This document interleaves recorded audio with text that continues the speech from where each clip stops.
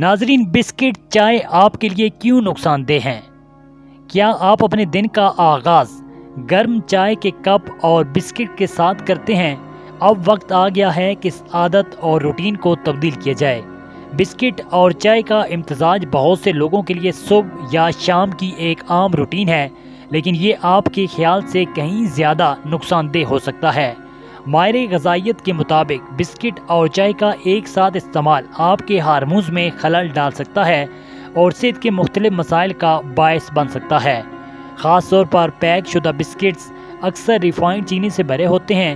زیادہ چینی کا استعمال خون میں شکر کی سطح کو بلند کرنے، سوزش اور ہارمونل عدم توازن میں اضافے کا سبب بن سکتا ہے۔ یہ وزن میں اضافے، انسولین کی مزاحمت اور صحت کے دیگر مسائل کا بھی پیش خیمہ بن سکتا ہے۔ بہت سے بسکٹس میں ریفائنڈ آٹا یا میدا استعمال ہوتا ہے۔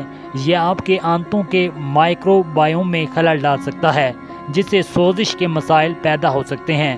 میدے کی زیادہ مقدار کا استعمال وزن میں اضافے اور ہاضمے کے مسائل کا باعث بن سکتا ہے۔